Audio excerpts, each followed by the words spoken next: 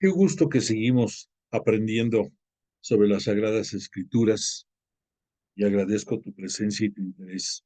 Te invito a que de corazón digamos en el nombre del Padre, del Hijo y del Espíritu Santo.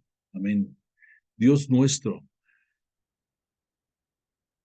que llenaste los corazones de tus fieles con la luz del Espíritu Santo, concédenos que, guiados por el mismo Espíritu, procedamos siempre con rectitud y gocemos de sus consuelos por Jesucristo nuestro Señor. Amén.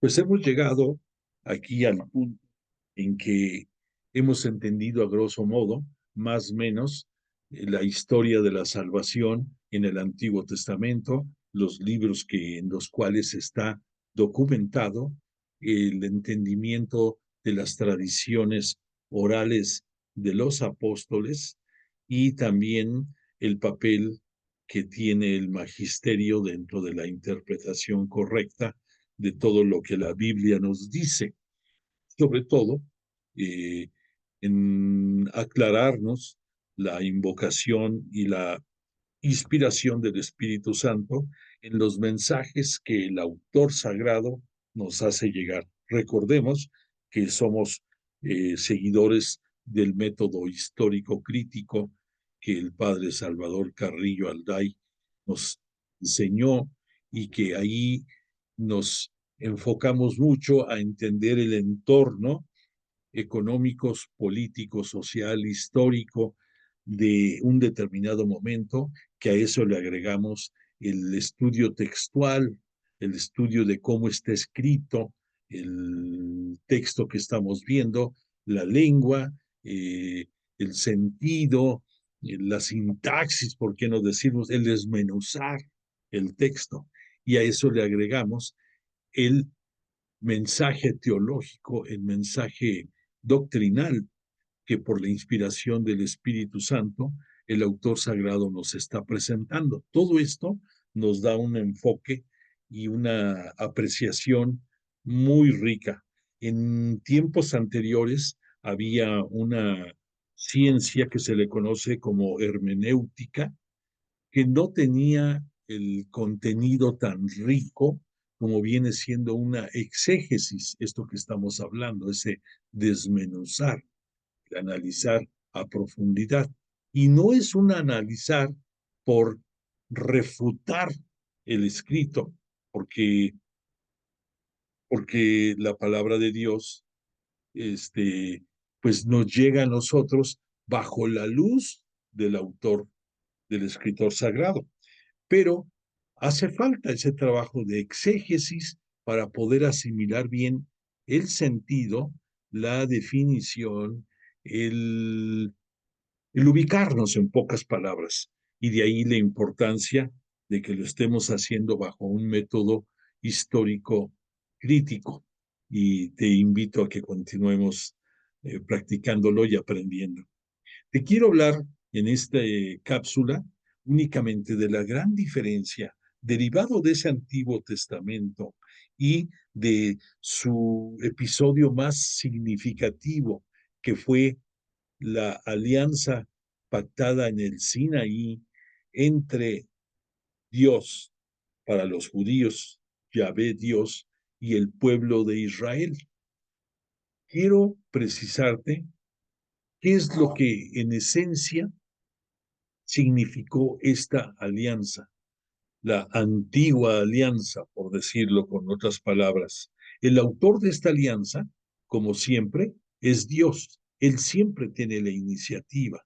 Él siempre es el que promete. Él es siempre, cuando Jesús nos enseñó aquí ya en la tierra que no había que jurar en el nombre de Dios. En aquellos tiempos, cuando se dio esta alianza, y mucho más atrás, Dios juraba por él mismo, porque pues no había otra alternativa.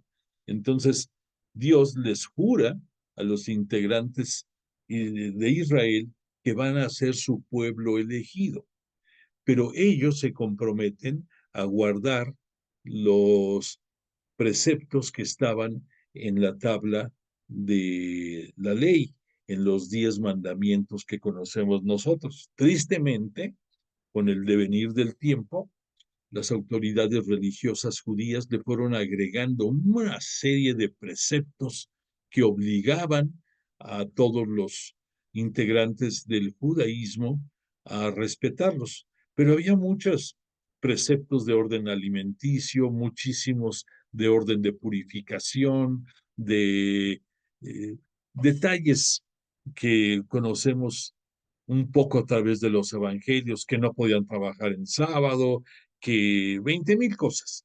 Te hago el resumen. Son 613 preceptos, de los cuales 360 son restrictivos. Y entonces, pues, ahora sí que ni siquiera les alcanzaba el día para poder practicar eso, menos les iba a alcanzar el tiempo para ver por el prójimo, menos les iba a alcanzar el tiempo para vivir congruentemente. Todo era la carga. Por esa razón, entendemos que en el Evangelio Jesús en un momento dado les va a decir, mi yugo es suave y mi carga ligera. El gran cambio, uno de los grandes cambios que no supieron valorar, apreciar las autoridades religiosas judías, que ni siquiera lo aceptaron como el Mesías esperado, y mucho menos aceptaron que fuera el Hijo de Dios.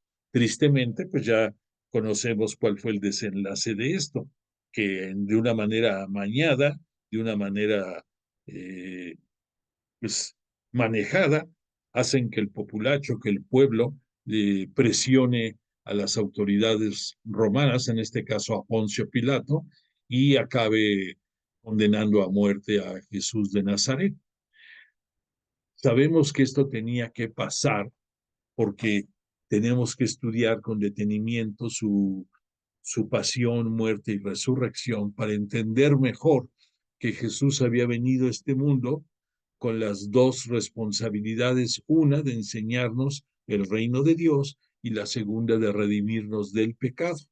Todavía, además de estas dos cosas, nos llenó de dones porque por su glorificación nos hace coherederos del reino de Dios, nos hace hermanos menores de Él mismo y por si fuera poco, nos otorga la bondad de que su madre, la siempre Virgen María, también sea madre nuestra. O sea que es algo impresionante.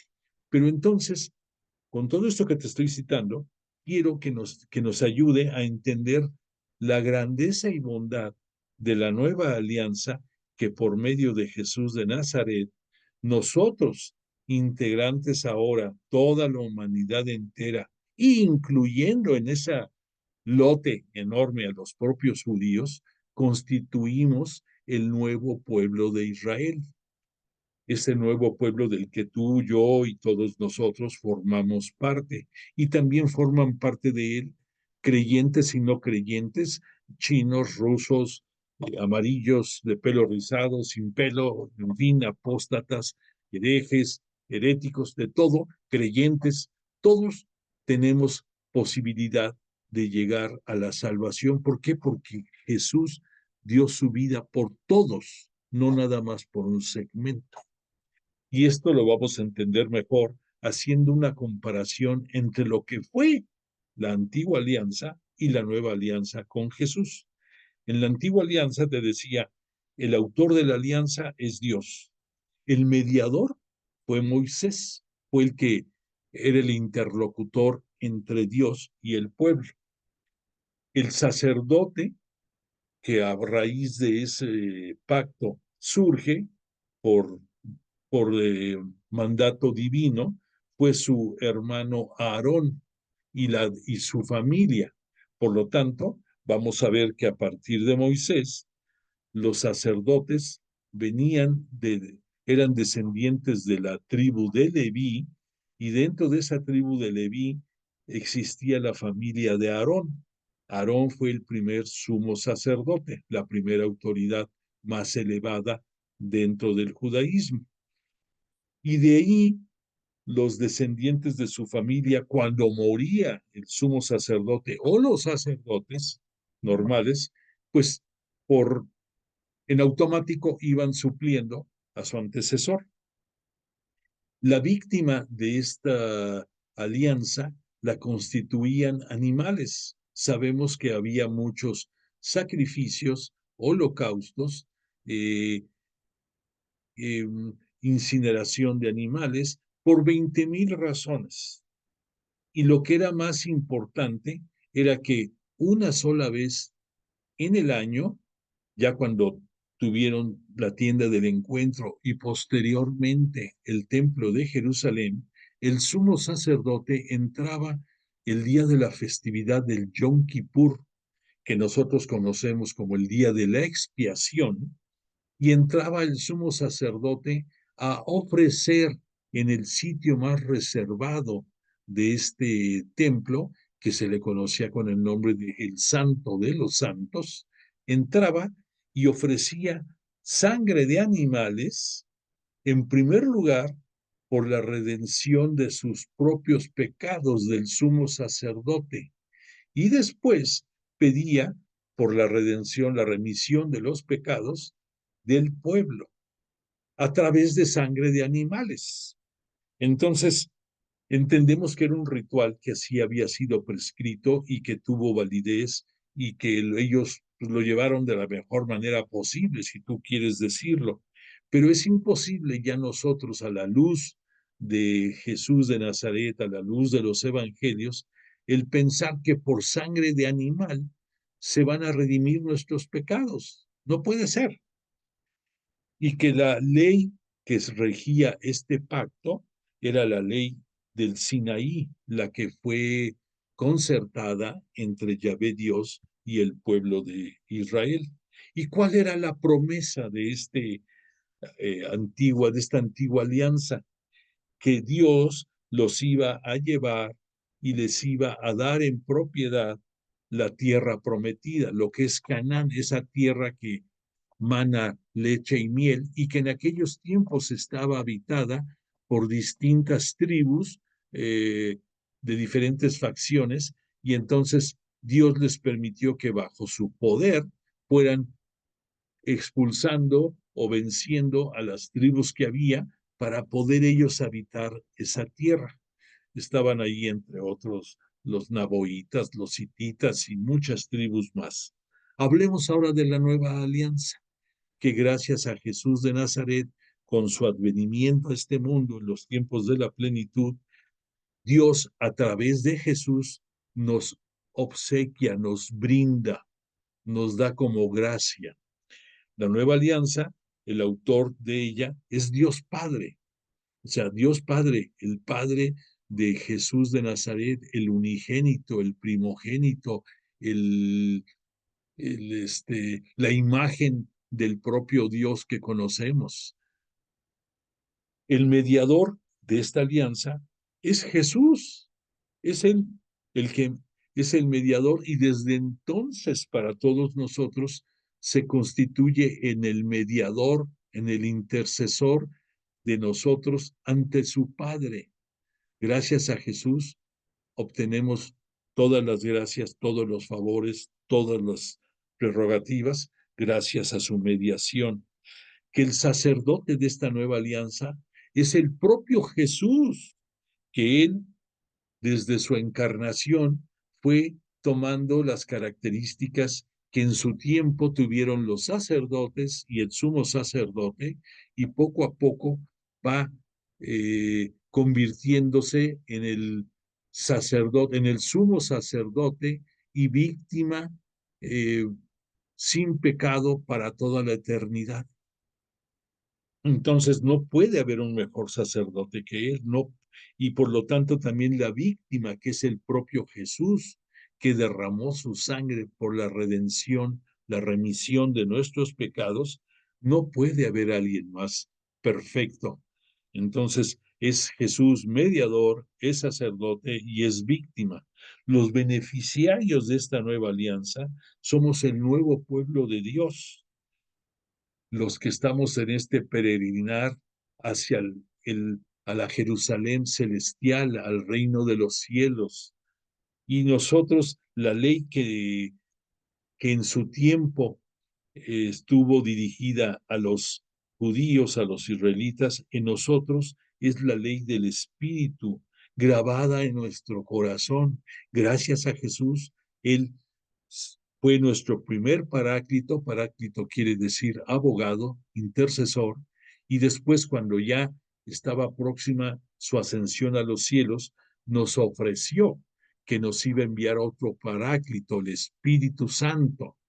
Y cuando este Jesús, después de su gloriosa resurrección, asciende a los cielos para ser glorificado, con esa ascensión a los cielos, punto número uno, se rompe, se rasga el velo del templo, y esto ahorita te digo qué significa, pero llega al cielo, es sentado a la diestra del Padre, ahí recibe más Espíritu Santo por su gran obra realizada en este mundo, y le pide Jesús que ese Espíritu Santo sea enviada a sus apóstoles, cosa que sucede cuando es el día de Pentecostés, cuando reunidos la Virgen María, las santas mujeres, los apóstoles ahí en el cenáculo, reciben ese día de Pentecostés al Espíritu Santo, y ese día oficialmente surge, nace la nueva Iglesia Cristiana Católica, la Iglesia de Jesús de Nazaret.